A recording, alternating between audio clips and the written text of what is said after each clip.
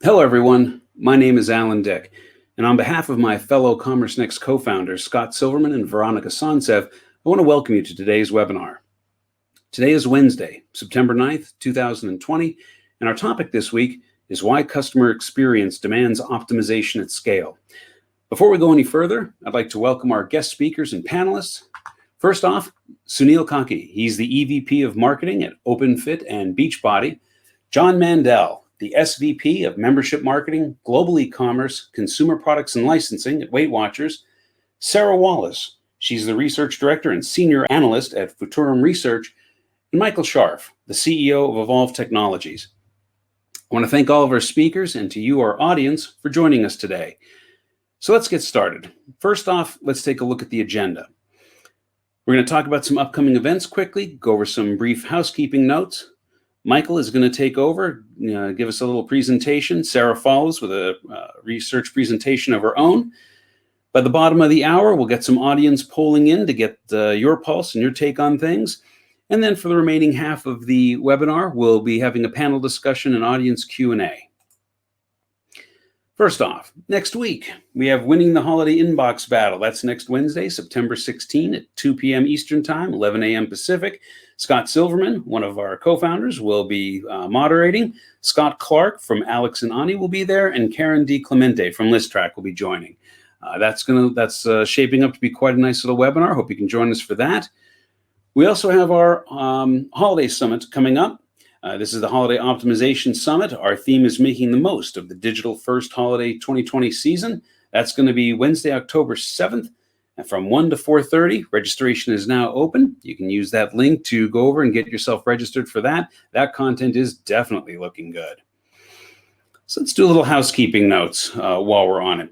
Don't worry about missing anything. There's a lot of content here, a lot of presentations. We're recording all of it, and we'll make it available by tomorrow. So don't have to break your hand writing everything down. We'll have it recorded for you. And before we go on, let me take a moment to show you where things are on your screen. In the upper right-hand corner is the Q&A functionality. That's where all the questions that you can ask the speakers are. You can do that by using the box at the bottom of the screen that says just ask a question. Feel free to use that to ask anything you want. If you see a question in there from someone else and you think it's particularly good, upvote it. That lets us know that that's of importance to more than one person. We'll definitely prioritize those questions. Handouts, both the deck that you are watching here, as well as a white paper from Evolv, are available for download. They're in the handout section on the right-hand side of your screen. And if you're viewing this on the recording, use the document icon at the bottom of the screen to access the handouts. And with that, let's bring on Michael Scharff, the CEO of Evolv, to start us off. Michael, it's all yours. Thanks, Allan. Hi, I'm thrilled to be here today to share with you some of our observations and experiences. Just a little bit about me and my company. I'm the CEO at Evolv, where we believe that digital experiences are formed from hundreds of design choices and millions of combinations. Serving the experiences that drive growth is like finding the needle in a haystack, and Evolv finds the needle. Digital leaders rely on us to define their digital experience strategy, identify UX improvement ideas, and leverage our proprietary AI technology to confidently achieve their growth goals. I'm going to provide some context to the challenges we see working with leading brands and innovators who are turning to AI to help transform their digital customer experiences. It's safe to say that the digital channels are supposed to be the growth engines for businesses, especially right now. But when we talk to digital leaders, they tell us that the targets are daunting. They're under pressure to deliver huge numbers. They're spending a ton of money on Facebook and Google to drive traffic, but that traffic is just not converting at the rates they expect. And they know the stats, like the one Forrester published, that you can improve conversion rates by up to 400% if you get the customer experience right. So they're relying on their testing teams, their CRO agencies, and their tools vendors, what we like to call the testing industrial complex, to try to solve this conversion problem. But that approach hasn't gotten more customers to hit the buy button. It hasn't made it easier to forecast reliably, and it hasn't changed the equation for the return on ad spend. When you're deep in the world of traditional testing, it's easy to imagine that the customer experience is a choice between A and B. And that means changing a few parameters to end up with testing to validate if website A or website B is better. Except that what customers are actually seeing isn't just a few parameters that change between A or B. It's a nearly limitless variation in millions of different possible experiences that you might choose. In addition to that, the environment is constantly changing. When building digital experiences, you have a complex set of choices to make to convert your visitors. Those choices can include visual design considerations, site navigation, page prioritization, copywriting, search functionality, and everything else that goes into the look, feel, and functionality of your experience. To make matters worse, the ideal experience changes over time. Your competitors launch introductory offers, your products change, seasons change, or maybe you get hit with a global pandemic, and all of a sudden your site that was popular with millennials and Gen Xers needs to appeal to baby boomers or other new audiences. Meanwhile, typical website conversion rates hover around 3%, while Amazon is closer to 13% and 74% for Prime members. There's a lot of room for improvement. A/B testing as a major underpinning of experimentation has been around for a long time, since 1753 in fact. Today it is used by many companies, including Google, Facebook, and Amazon, to transform experiences in the hopes to help make money tied to those strategies. There are 3 stages, and each of these relies very heavily on people. 1, decision-making, which is increasingly based on data. 2, innovation, presuming that you can run impactful experience that drive results. And 3, experimentation as a risk management methodology. The challenges with this model is that data collection is costly, you're limited in how many experiments you can run, and the time spent experimenting means you have less time to exploit the value of the winning experiences. In other words, gains from testing take way too long to deliver. Our message to digital leaders is that the testing industrial complex has failed you.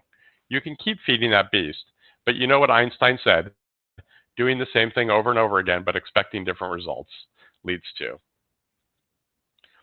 The digital experience has nearly limitless variations. To find the one that gets your customer to hit the buy button, you're looking for a needle in a haystack, while more like a needle in a Raiders of the Lost Ark grade set of haystacks, since every audience is different and every day is different. This is why so many companies are looking to AI and its ability to tackle the challenges on a much bigger scale.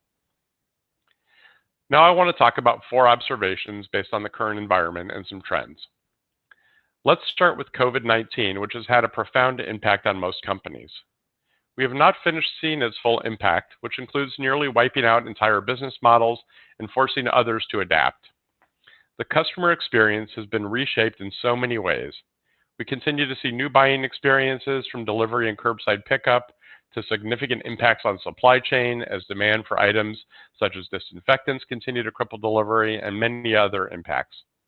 Even companies with a strong online presence have had to adapt to a whole new category of customers now wanting to use their services. Ensuring a positive experience in the face of so many new users with different levels of technology savviness is truly daunting. The increasing complexity of the user journey and the speed at which it is happening is really putting a toll on companies as they try to adapt. We've seen 3 types of responses to these challenges emerge. 1, early movers. Times like these open the doors for companies who see the opportunity and shift their strategies to increase their pace of innovation. Companies like Verizon, Best Buy, and Instacart are just a few. We'll dig a little deeper into Best Buy's recent success shortly. Number 2, cautiously optimistic companies. The second category includes companies that had plans for digital innovation, but decided to temporarily slow down their efforts or even to halt them for a period of time. We are now seeing many of these companies accepting the new reality and once again stepping up their plans, and in many ways some of them are even going faster than their initial plans in the hopes of trying to gain a competitive advantage. And then finally, laggards. These companies continue to delay their plans for digital innovation. We've seen many companies dealing with an increase in business, think grocery stores. They are prioritizing supply chain issues over other innovations, which may seem like a good idea in the moment, but the challenges are that these companies will quickly find themselves at a serious competitive disadvantage compared to the companies that are innovating broadly in the first 2 categories. This leads me to my 3rd observation. which is all companies need to prioritize digital transformation now. We know most companies have long-term plans, and many of these plans get delayed in the normal course of business. As seen with the laggards, though, the risk of falling helplessly behind is very real and should not be ignored. Short-term gains and successes cannot keep you from seeing how profoundly business models have been changed, and many of these changes are here to stay. In many ways, there is a new bar set, and companies unable to transform will likely find it hard to succeed and stay relevant. This is a clear case for why AI should be a major building block to help companies remain competitive and continue to optimize their customer experiences in the face of rapidly evolving dynamics. Let's look at a quick case study. Best Buy just came off its biggest quarterly increase in online sales ever. Their success is directly attributable to more people converting from browsing to buying. They reacted quickly to support curbside pickup and enhanced delivery options, and this set them up nicely when they decided to reopen their stores.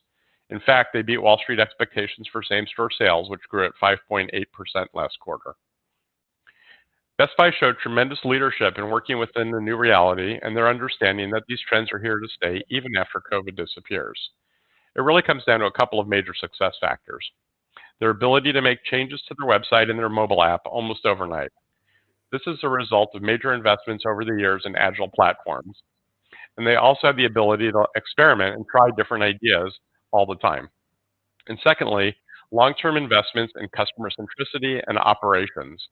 They're able to make changes based on their customer needs in real time, and they have connected every aspect of the customer experience through fulfillment. And because of COVID, they're working to identify how to use their stores and their teams differently, and even turning about a quarter of their stores into distribution hubs that can handle higher volumes of online orders.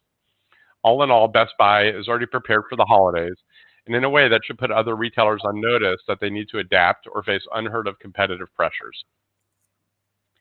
So in closing, I just want to bring these observations into focus and challenge all of you to think about the upcoming holiday season and how prepared you are. There's no doubt that a new baseline has been set, and we know customers are unforgiving for those unable to meet their expectations. Companies who are still figuring out how to deliver a new digital experience a few months ago will no longer get a pass, especially if their competitors have figured this out. As we've seen with Best Buy, success is based on a customer-centric approach, which means having ways to optimize the customer experience and continuing to adapt to changing situations. This means companies also need to rethink their traditional model of stopping innovation heading into the holidays. This approach is deeply tied to the history of experimentation and an old perspective based on how long it takes to implement such capabilities and their disruption to other systems. That thinking is simply flawed and stuck in the past. There are new AI-based solutions which can be quickly and easily implemented that can deliver an immediate impact on your business, as well as continue to point the way to maximize results even for this holiday season. Thanks for your time today, and I look forward to your questions during the Q&A session. Back to you, Allan. Thank you very much, Michael. Appreciate that. Michael will be joining us again at the bottom of the hour when we bring on our full panel. Don't forget, you can ask Michael or any of the panelists questions you want by using the Q&A field at the right of your screen.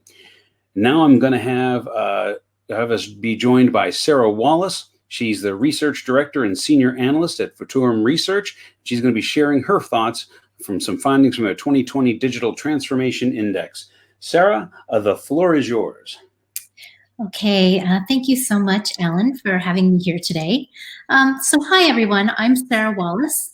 I'm a Research Director for Future Research, and today I'm going to talk about our Digital Transformation Index. And Michael has already talked a lot about digital transformation today, and I'm going to present some research that we've done that'll tie in with the conversation.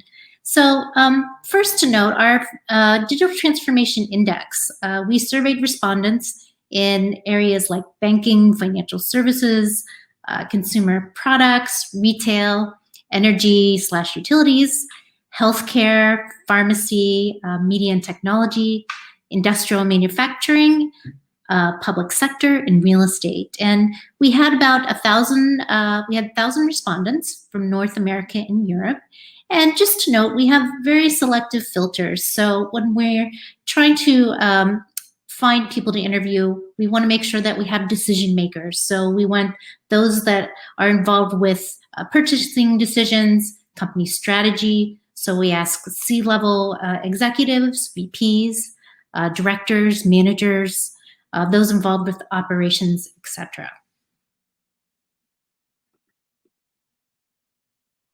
So in terms of adapting to technology, we asked respondents how they felt about technology disruption. So an example would be something like 5G, where bandwidth and capacity will be increased exponentially.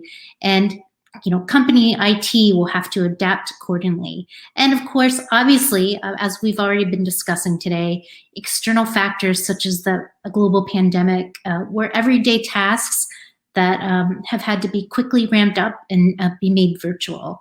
And as you can see here, nearly half of the respondents perceive technology disruption as an opportunity. And while the next most popular answer is, we will adapt to it eventually, and we always do. And note that this question was asked pre-pandemic. And note, as we know, as of March, the attitude of eventually was no longer a choice. And I will be posting some post-COVID sentiment as well later on in my presentation. In terms of who's actively leading digital transformation, the majority of respondents answered senior executive team or C-suite or department heads like VPs. So this is interesting, as over the years in studying digital transformation, what's noted is that what's really important for the execution of digital transformation is making sure that stakeholders across all departments are on board and in agreement with one another. So this means not just the CTO, but the CMO, the VP of marketing, heads of customer care, those in charge of online digital touchpoints as well.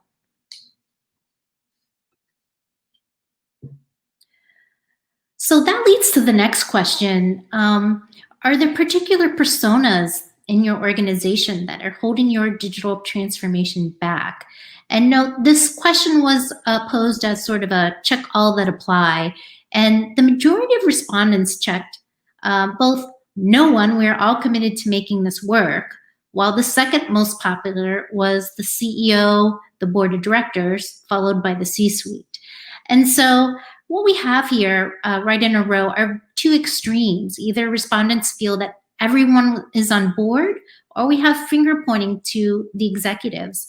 And what this indicates to me is that there's a disconnect, and that perhaps no one really is sure or able to pinpoint what exactly is hindering their digital transformation.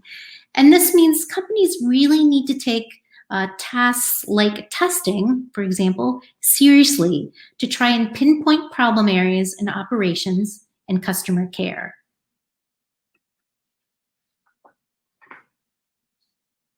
So as opposed to the last slide, the perception of what seems to be really helping digital transformation really seems to be those who are, let's say, more in the trenches. So support from managers, fellow employees, and also here technology partners.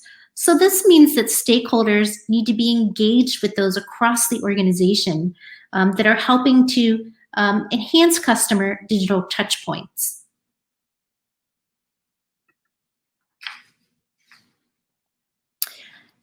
So when asked, what's the biggest obstacle driving your digital transformation? The number one answer is simply budget. And this is the conundrum that most IT departments face today. They're asked to be agile and support innovative products and solutions, but at the same time, they face budget constraints. And that's why any new solution that they do have the budget for must not only give them some return on their investment, but now they have to give them mega value. So it must give them value in terms of capability and efficiency.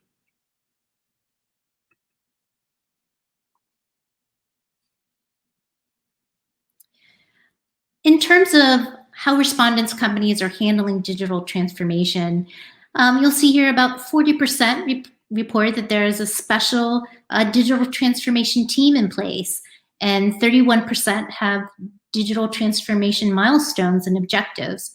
And then 20%, IT has embedded resources in every department to facilitate digital transformation and initiatives.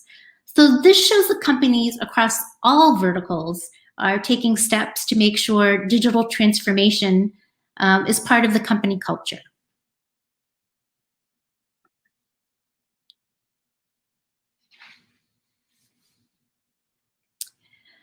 In terms of C-level executives, in terms of who the perception of what leadership is competent in terms of digital literacy, it seems that C-level executives seem to be competent in terms of the digital literacy, and respondents view the CTO to be extremely competent, followed by the CMO, the COO, and the Chief Customer Care Officer, all being comfortably knowledgeable. So this shows that the customer-facing side of the company, so in tying in today's conversation, so that means e-commerce, online customer care touchpoints, they need to be just as digitally savvy as a CTO.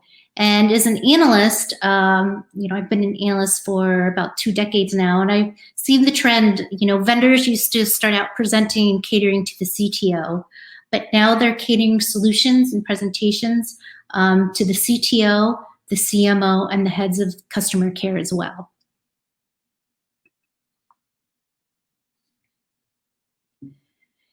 In terms of what core digital transformation technologies respondents say their companies are focusing on in the next 12 months, cloud-based solutions, big data, AI are the biggest main focuses. And this indicates that companies, they want agile solutions that are going to be able to make sense of all their customer data while having an algorithm engine that will be able to predict customer needs.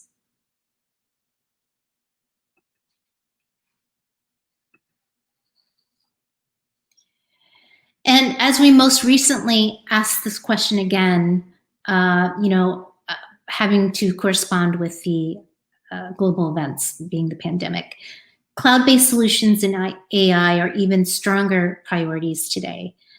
So overall, companies across all industry verticals are looking for agile solutions that have an AI engine and are able to help them with digital transformation, especially now as online interactions are becoming a good crucial part of the digital touch point for customers.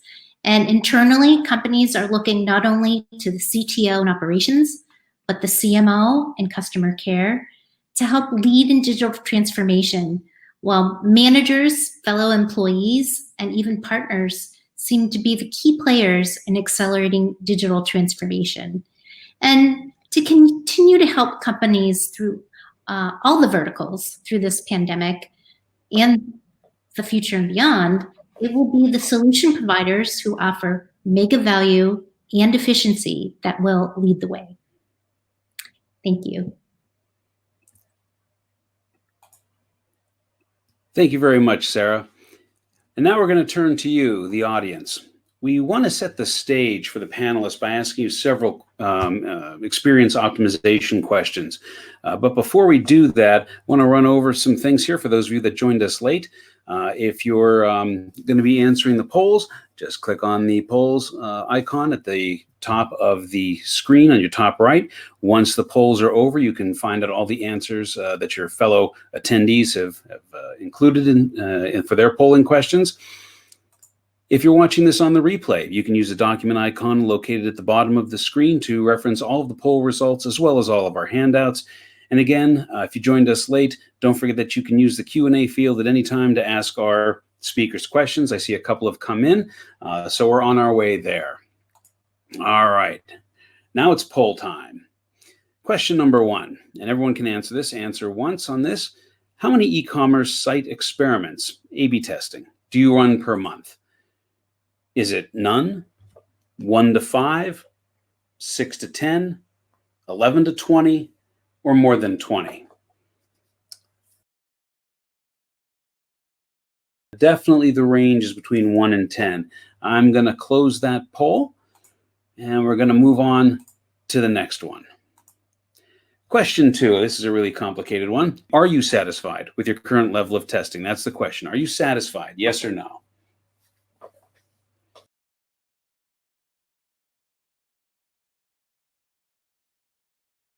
And I'm going to close that poll. Next up, what, if anything, is preventing you from testing more often? You can choose all that applies. So I'm going to give this a little extra time because this is a question I'd really like the panelists to kind of have in the back of their mind. What, if anything, is preventing you from testing more often? Is it budget constraints, time constraints, technology, lack of support from senior management, lack of quality data? Maybe you are satisfied with the current level of testing. Or if there's something else we missed in there, you can just type that in the Q&A field.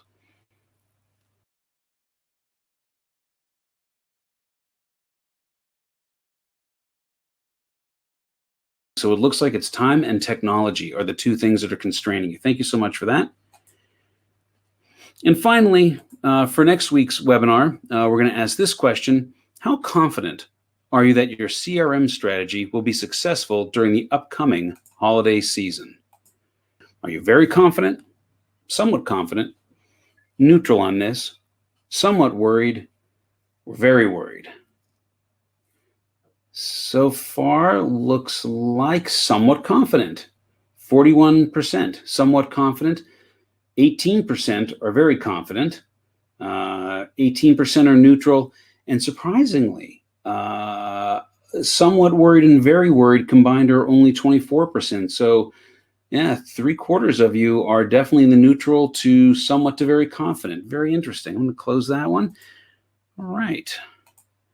Very good. Well, thank you so much, audience. We really appreciate you taking the time to answer those questions. That helps frame our discussion. And what I'm going to do is I'm going to ask all of the panelists to turn on their cameras. Hey, John, don't forget to turn on your microphones. How you doing? Good. Sunil, are you, sir? Don't forget to turn on your microphone. We are waiting for Sarah and Michael to turn on their cameras.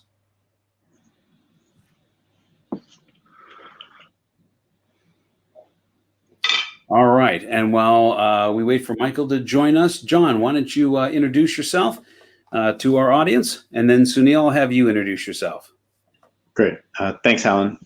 So my name is John Mandel. I lead member marketing as well as consumer products and e-commerce for WW, formerly Weight Watchers.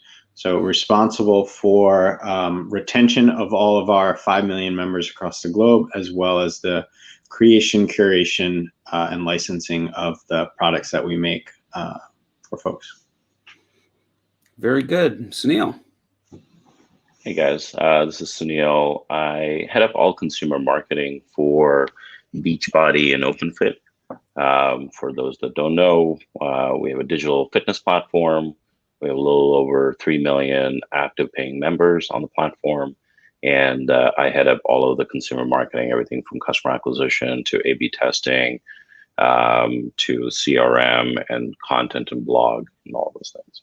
And it's good to be here. All right, thanks for joining us, guys. And John, by the way, I love your backdrop. It is so branded and so on target. It's so much better than the clutter that is that is my office backdrop. It's hiding a big mess, but it works. Yes, we've all adapted to this new reality. All right, so let's jump right in. Sunil, I'm going to start with you. Where should retailers begin their efforts to improve their customer experience? Should they focus only on the customer sales journey, or should they be diverting resources to optimize the entire journey, like retention, customer service, return logistics? Sunil, I'm going to start with you, then John, I'm going to come over to you for that one. Yeah, no, I think all of it is absolutely relevant and important, but when reality sort of hits around resource constraints, it's really about prioritization. And that's where, for me at least, I focus on where we can have the biggest impact. And that's usually starting from the front of the funnel all the way through all the way through and then reactivating, canceling customers. But really, you can have a huge impact on the front of the funnel and the sales funnel, because every basis point improvement there has a massive impact to the file size and the base. Okay, good point. John? Yeah, so certainly agree with that. But I think the one thing that I would add is also just look where you're the weakest, because the entire experience really matters. And oftentimes we focus too much on the KPIs that are around conversion. But if your experience isn't good enough at getting people there, if your experience at the end isn't good enough to retain them, some of those other KPIs are going to be equally as important. So while you definitely want to focus on the top of the funnel, I think it's really important to just be aware of where you're the weakest and really put some energy in there. Mm-hmm. Sarah? I actually totally, go ahead. Sorry, I totally agree with you. And I think the other thing that's important is really where the customers have a high intent to engage. Really, if you look at sort of the post metrics of engagement, that could be a self-fulfilling thing. To your point, John, if you're terrible at it, they're not engaging with it, but doesn't mean that's where they're trying to engage and it's just failing. So really high intent of engagement is really important as well, in addition to where you're failing. So I totally agree. Excellent. Sarah, Michael, any additional thoughts on that one? Yeah, I agree obviously with both of Sunil and John. When we start an engagement with a client, we always try to find the area with the biggest near-term opportunity for KPI improvement, whether that's transactions or signing up for credit cards or signing up for emails. And we do that to help drive results, but also to build confidence and education about the platform and how the tools work. So then you can get more creative and start to expand how you look for optimizations across the entire customer journey, which is critical, because you do have to not only focus on the areas you want to drive, but also look for areas of opportunity that you don't perform well. Sarah, any thoughts on that, or do we move on? Yeah, I mean, I think the whole customer journey is always important. So you can sell someone a smartphone, but if they have poor support or they're having quality of service issues and they've been calling in, you got to be keeping track of that, or else you're going to have a customer that's going to churn. So, yeah. Mike, you mentioned KPIs in your last answer, and that kind of dovetails into where I want to move next. What KPIs should we be watching to improve the overall customer experience? What are your clients typically? You've got that 30,000-foot view. What are your clients looking at? Yeah, so I've been in e-commerce now for 20 years or so, and ironically, the problems that we're facing now are the same ones we were facing in 1999. The biggest one, continues to be, and I mentioned this in my presentation, is conversion. Getting customers to take the action that you're trying to inspire them to take. So for most brands, that's a retail transaction, but any customer-facing B2C business on the web has some action they want customers to engage with. Netflix wants people to click and watch a show. Credit card companies want applications. And retailers want purchases. So, that's the easiest and the simple one, but it's not a single fix to solve it. There are hundreds or thousands of things that drive conversion rates, which is, the area you have to really untangle and look for all of the elements of the experience that drive to the ultimate objective that you want to achieve. And that's, more frequent purchases over time for more money. Yep. John, you have some thoughts on that? Yeah, so obviously I agree with that, but I think the one thing that we've learned, and I've seen this prior to being at WW as well, is when everyone's focused on cart abandonment, they're really looking at speed. How fast can we get someone through checkout? And I think oftentimes speed gets confused with ease. It should really be how easy is it to get someone through checkout. Don't ask questions when you know the answers. If I tell you my credit card starts with a 4, don't ask me if it's a Visa when you know that. If I type in my zip code, don't then ask me to type in my city. These little things like that, that helps just make it easier. One of the things we do at WW is we offer members an assessment to help them choose the right plan. They don't mind taking it because they find value and that they're willing to spend time to have a positive experience. What people don't want to do is feel like they're wasting their time. So as long as you're providing value, then I think you're going to have a good checkout experience. If you are just creating a mess, but just because you streamline it on the one page and it seems fast, I think we're still missing the point a little bit. Yeah, I agree completely. Some of our most successful experiments have been around simplifying customer experiences and taking extraneous elements out of the way and making the overall experience more intuitive so customers can really get to what they're trying to get to. And that's complicated when you're in an environment where you have a lot of business owners trying to get lots of different things accomplished, especially in a checkout cart. So, simplification is definitely key. I know you've got some thoughts on that. No, go ahead. It's the expectation as well, right? Because regardless of who's in your competitive set, we've all used a website or an app or anything where you start typing in the first 3 letters of your address and the rest auto-populates. And then anytime you go anywhere that doesn't have it, you're scratching your head. It's like, well, why can't everyone do that? That seems really easy. Yeah, the customer experience expectations are not set by your competitors, but by the best on the internet, regardless of what they are, whether it's Google or Amazon or Facebook or Netflix. It doesn't really matter if it's a competitor. No. Well, Sunil, I know you had some thoughts on this. Yeah. Yeah, exactly. So I think cart abandonment, is sort of the symptom and usually not necessarily the entire problem or the disease, right? So really, like for us, the way that we structure our KPIs are kind of in 3 buckets, really around creating momentum for the user. And that's either through like a quiz or making product discovery easier, and really thinking about what the KPIs are that align to creating momentum for the user to kind of get on their journey. The second one is really reducing anxiety. So especially if you're a new brand or a brand that the user hasn't really heard of you, there's a lot of anxiety if you're legit or not, if this is valid, is the product claims legitimate or not.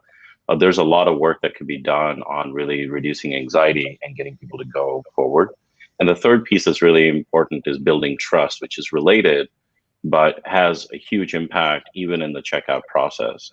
So Michael, to your point, like streamlining is great, and but adding sort of those right elements or right steps to really build the trust actually improves conversion rate. And it's not always about reducing the number of steps, but really being intentional about what each step really is trying to go do. And a great example is actually Netflix, which I started noticing a lot more recently. Everybody knows about Netflix. They have a 3-step checkout process, but it's actually 6 pages. They have a preamble to every step, which explains why they're asking for a password, why they're asking for a credit card, why they're asking for the next thing. So it's really 6 things that people go through, but it's only really 3 steps. But I just think it does such a good job of reducing the anxiety of, if it's a free trial, why do I need to put in a credit card? Like, that's a very good sort of question that people ask and people abandon when they see the credit card for a free trial. But I think it's really being intentional about each step rather than just reducing the number of steps, really focusing on like, what are you trying to solve for? I think has been really, really powerful for us. Yeah, that's interesting. We have a question from the audience, and I'll just remind everyone, please ask your questions. We'll get to as many of them as we can. Please forgive me if I don't pronounce the name correctly. Viswanath has asked, creation of the account is the second highest reason for shopping cart abandonment. Do you agree with that statement? And if you do, how would we resolve it? Any additional thoughts on that? I want to just, while we're talking about cart abandonment, I just wanted to hit that question. It's about the account creation. I know, Sunil, you were talking about like asking for a credit card on a free trial. Yeah. Any other thoughts, Sarah, John? I want to make sure we get a chance to answer that. I know people, this comes up a lot. It certainly did in my prior role. I used to work at 1-800-Flowers, but most places I shop at now online, I have an account, and it's not even a choice. You cannot shop as a guest on Amazon. So I know that some people are put off by it, and there's certainly strong data that supports it, but I don't personally know anyone or haven't seen a ton of data that supports that just because you ask someone for a password, that they're no longer going to buy the thing that they were going to buy after they've spent X amount of time doing it. We've all got our handful of 5 passwords and 8 different combinations that we use for everything. And I think people are just used to having them at this point.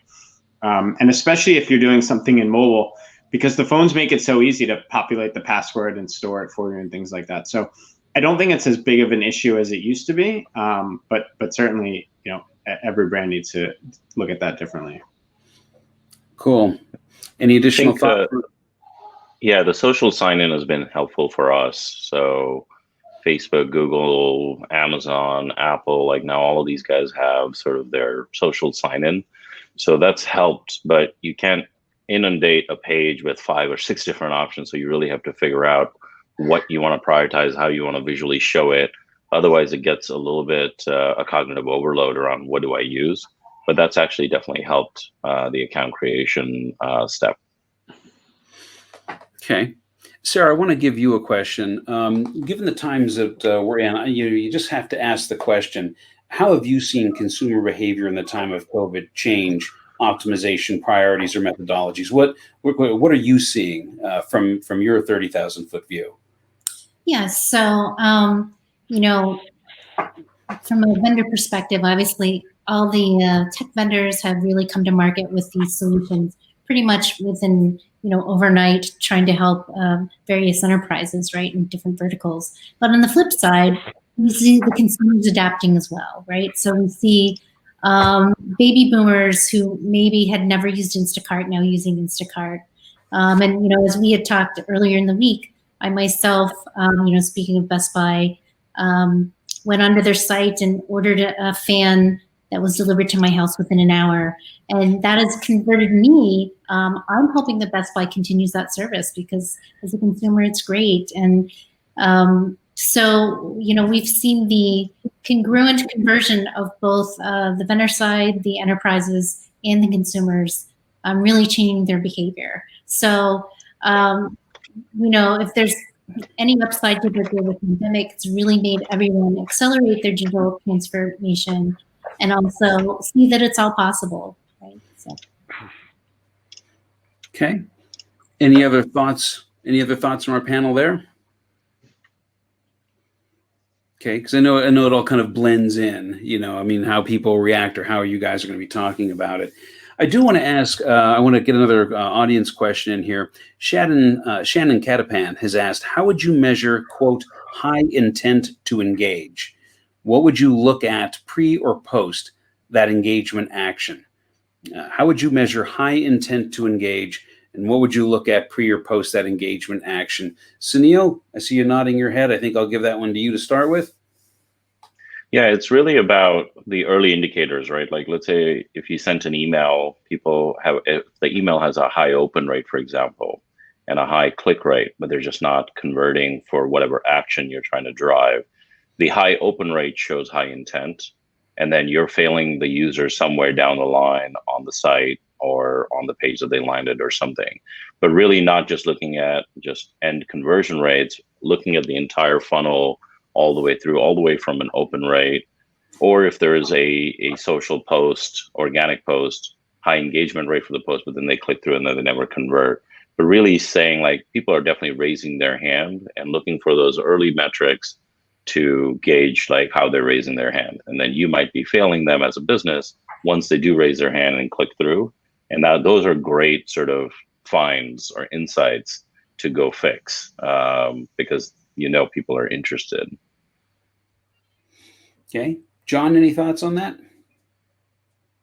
Yeah, I think it's when you start seeing people not completing or not going as far as not necessarily you would like, but if you were to take an average and you start to see where people are dropping off, right? Whether it's on the initial traffic coming to the site, if they're already part of your experience, could be on their attention site, there was a repeat visit. For us as a membership business, it's how often are you engaging or not engaging, or which pieces of our offering are you engaging with, and then which ones aren't you, right? So you can help fill that out and make sure they're getting the most out of whatever it is that you're the product or service. Okay. Excellent. So we've been talking a lot about the specific areas where retailers can improve their customer experience, but I'm kind of wondering if retailers are identifying those best areas in the first place. And Mike, I'm going to kick this to you. I mean, obviously you're a proponent of AI-based optimization. That's your bag. But based on your experiences, how is AI-led optimization done at identifying new or unexpected problem areas? Like have you been finding, for instance, that a couple of small problems, they're kind of nothing there on their own, but together, now we have an issue we need to look at, or conversely, you've got two or three good things and all together they really work. That's a great Yeah, it's a great question, Alan. And every client is different, and what moves the needle for each client is constantly changing based on changes in the marketplace and changes in their business.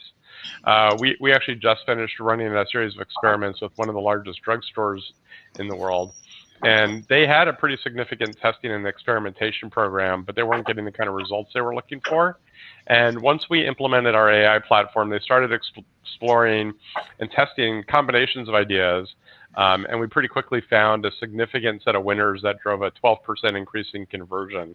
And one of the things they said to us is that our platform found a combination, that needle in the haystack, proverbially speaking, that they would have never thought to test. And the benefit of using AI at scale is you can actually put hundreds, thousands, potentially millions of combinations out into the platform to let it start to identify combinations that drive performance that may not be intuitive to the experimentation lead. And the system will find those and surface those and give you the results to identify new things you may want to consider trying or expanding on your platform. So yeah, there's no way to do that with a traditional A/B testing tool. You just can't test the number of combinations that you can with an AI-based platform. Sunil or John, any times or instances where you've seen some just odd combinations work one way or the other? Sunil, I'll start with you. Yeah. Just recently we've been testing sort of trial duration and pricing combinations. So historically, we sort of were testing different pricing levels. This is for a new product that we're about to launch. And just the combination of trial duration, because we're in this fitness space, longer the trial isn't always better for engagement. As you can imagine, nobody really wants to work out. It's not like Netflix, where you can give a 90-day free trial and people will still convert, and the high likelihood that they'll actually convert more is better because they just have 90 days to get hooked on Netflix. For fitness, it's actually not the case, and I'm sure at WW it's probably similar. You do want to create the sense of urgency and an incentive early on. So really, shorter duration of trial is not only good for our business, but it's also actually good for the customer, so that it gives them an incentive to either try the product and get started. So really a unique combination of higher price and shorter trial yielded sort of counterintuitive results for driving early engagement, and at least in our category. It's not always true, but at least in our category, it was sort of a counterintuitive thing, that higher price and shorter trial duration actually drives early engagement at a higher rate. Excellent. I was going to say, on a related topic, there were two questions here, kind of touched on this from Bradley and Janet about, brand guidelines and how do you make sure you don't do something that's off brand. And I just want to say, within our tool, the system doesn't actually generate the ideas. It generates changes based on the ideas that the users put in, and those are based on our optimization experts working in partnership with the partners at the retail brands. So you set up a series of changes, and then the system will explore those changes to see which ones work best. So you can certainly put in your brand guidelines, your color guidelines, font sizes, shapes, things like that, as well as set the system to make sure you don't put white text over white backgrounds or things like that. So that's one element of it that ensures that you don't do things that you really shouldn't do. Hand it back over to you. Yeah, no worries. John, any thoughts? Yeah, I mean, similar to what Sunil said, we're in very similar categories when it comes to that. I think the only little nuance I think between where we're different is shorter is better than longer, but not too short, because our members are looking to see results. And I think that after a few weeks on a weight management and wellness platform, I think you're looking to see a little bit more results than fitness. And so we spend quite a bit of time finding the right nuance into how much do you front load an experience, and get people used to doing the program. And then for us, we have very just different experiences by people that we've tested our way into. But as a company that's been around for 57 years, and I'm sure that every single person listening to this knows someone who's been on WW. So there's this balance between people who know the program and the people who are finding out about it for the first time versus the ones who have been on it before our digital transformation. It's just so profoundly different. So we really need to find out what level of awareness people have for our offering once they get there, and then start treating them differently. If you know everything about it, you get very turned off by someone walking you through something step by step. But treating everyone like they know it when they don't is a good way to turn people off as well. So there's a lot of little nuances in there in getting people engaged the right way. Yep, absolutely. Absolutely. Sarah, when we did the poll, we asked folks what, if anything, is preventing you from testing more often. And the number one response was time constraints, followed by technology constraints, then budget constraints. You've seen the research over time. I'm certain you've got some thoughts on that. I'll let you make some commentary on that. What are your thinking on those results? Yeah, so the technology and budget constraints don't surprise me at all. The time constraint is an interesting answer, but it's definitely something to, I think, do a deeper dive into in terms of time constraints. Is it, to what level is that? Is it because of the way a department runs? Is it in terms of their decision making and how long it takes internally to actually, get some of these programs going? But I found that very intriguing. That was one of the top answers. Mm-hmm. Yep. How are you guys feeling, John and Sunil? Do you feel the time constraints now? Has the time scale just been crunched tremendously because of COVID? I mean, that becomes now the limiting agent, or there are other factors that you guys have to consider. John, I'll start with you. I don't know that time is any more of a factor now than it was before. There's a million things to do and so many hours in the day or resources available. So for me, COVID hasn't made a big impact on our time constraints, but it certainly has changed where we shifted some of our resources and the areas that we're going to test and what we wouldn't test. I think there are some things that pre-COVID we would have tested and probably had a more drawn out experience, and now we're like, well, it's just the right thing to do, and if nothing else, let's just err on the side of doing the right thing. So whether that was in messaging or any other sort of communications or the way we nuance things, we probably just didn't test that because it just had to be done. Mm-hmm. Mm-hmm. Sunil? Yeah, in some ways it's we just have a lot more traffic and engagement across the board. So we actually have more opportunity to go test.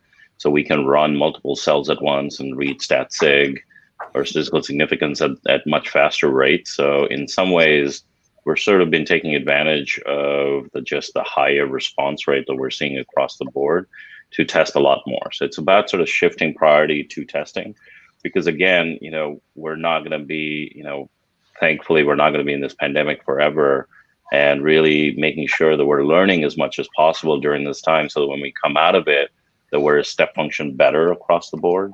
That's sort of been the mindset for us, and really focusing on testing across the board because we just have more traffic and more engagement from our users to go test with. Great. Well, we're getting close to the end of the webinar. There's a couple of other questions I want to get to. Bradley, I'm definitely going to get to your question about the code freeze mindset, but I definitely want to talk briefly about like the skill sets or traits of the people you want working on your optimization efforts. We've talked technology, we've talked about strategy, we've talked about tactics. It takes the people to implement them. And I thought we had some good discussion around that on our prep call, and I wanted the audience to hear some of that. So let's start with Michael. Why don't we get your initial thoughts on this, and then I'll hit John and Sunil and Sarah.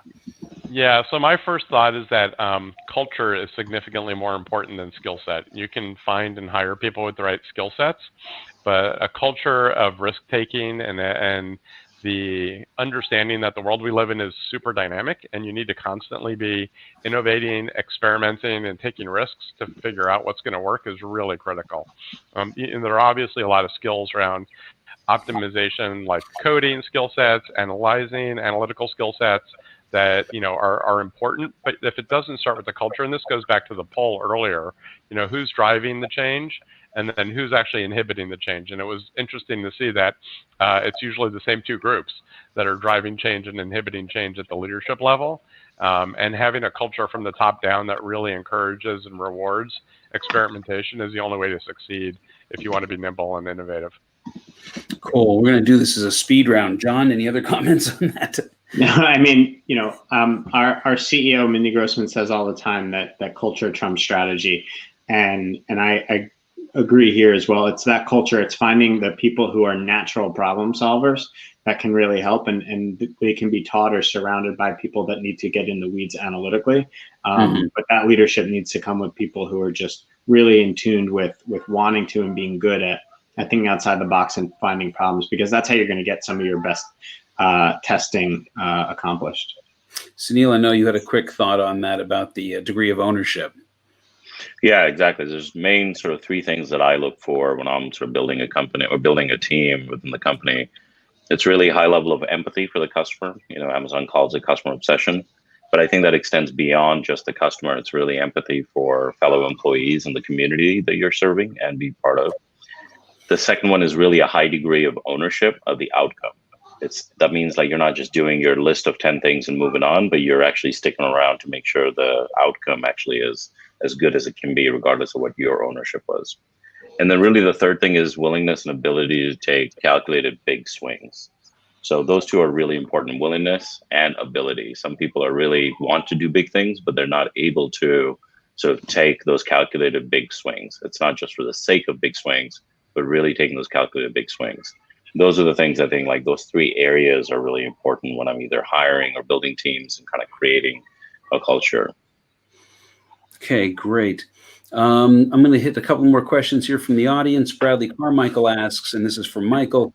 Michael mentioned moving away from a code freeze mindset. Can he share a bit more about how to do this and avoid risks? And does he see some areas as third rails that should never be touched during the holiday? Yeah, so, the idea of code freeze, is certainly an important one, because you don't want your systems to be at risk during your peak season, your technical code, and freezing your experimentation and optimization. So the key is, our platform allows for really simple integration using an API-first framework that once you've implemented, you can continue to optimize and run experiments, whenever you want, as complicated as you want. And in order to minimize risk, you can also segment traffic to avoid conflicting with other programs or other testing platforms that you might have running at the same time. So we certainly, look at that. And then in terms of avoiding those third rails during the holiday, again, that comes back to the guidelines that you set up for your platform for testing or optimization, working with your UX teams to define which things can't be touched. So, most brands feel pretty strongly about their logos, their colors, their font sizes, things like that. But I think, the more we experiment with clients, the more they realize there are things that have traditionally been kind of within the bounds of, or outside the bounds of testing, that if you start opening up and testing more, you can actually drive improved results. And then you can have some interesting discussions around how do you use that data to affect how you set your brand guidelines and which things really matter to the brand and to the customer experience at the end of the day. Yep. And the final question, just so we get to it, from Adam Bronwell. For us, the time-constrained problem is that A/B tests take a while to collect enough data for us to be confident in the conclusion. Is there any way to speed this up? I'll open that as a toss-up question. John, do you want to maybe take a stab at that? Or Mike, you seem to be itching to hit that one. Yeah, I'll let Mike take that one. Yeah, well, I'll say, traditional A/B testing is slow, and that is why we developed Evolv. It uses really advanced machine learning methodologies and a whole host of technologies to dramatically accelerate the ability to test and optimize experiences. So you're right, A/B testing requires a lot of traffic. It requires a really relatively simple set of things that you're testing against each other to reach statistical significance with that format. So we believe, technology is the way to solve that problem for scale and speed. All right. And with that, we are going to wrap this up. I want to thank all of our speakers, Sunil, John, Sarah, Michael. Thank you guys so much for joining us and chatting with us today. I also want to thank Evolv for sponsoring today's webinar. Don't forget, you can download the slides and the Evolv white paper by clicking on the handouts section on the right of your screen. And finally, thanks to you, our audience, for taking the time to join us today. We appreciate your continued interest and support. By way of reminder, next week we have Winning the Holiday Inbox Battle with Scott Silverman, Scott Clark, and Karen D. Clemente. Our holiday summit's coming up on October 7th, and you can register for that. And as always, we do have our digital resource center with all of our research and blog posts and webinars. They're all there for you to look at. And with that, I just want to say thank you. This has been Alan Dick, and on behalf of my fellow co-founders, Scott Silverman and Veronica Sonseth, we all wish that you stay safe, and we'll see you next week. Enjoy the rest of your day. Thank you, everyone. Thanks, everybody. Thank you.